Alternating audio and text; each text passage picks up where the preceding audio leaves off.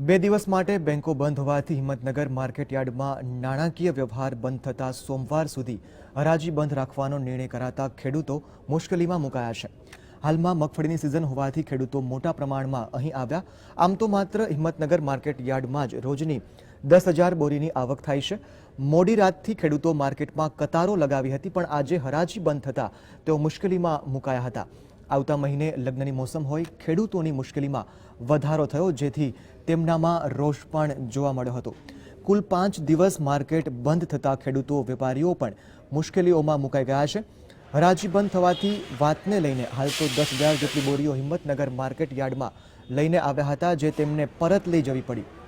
જિલ્લાના તમામ માર્કેટ યાર્ડમાં એક દિવસની અંદાજિત 4 કરોડ કરતાં પણ વધુ આવક છે અને માર્કેટ યાર્ડ બંધ થતાં કરોડોનું નુકસાન થયું છે।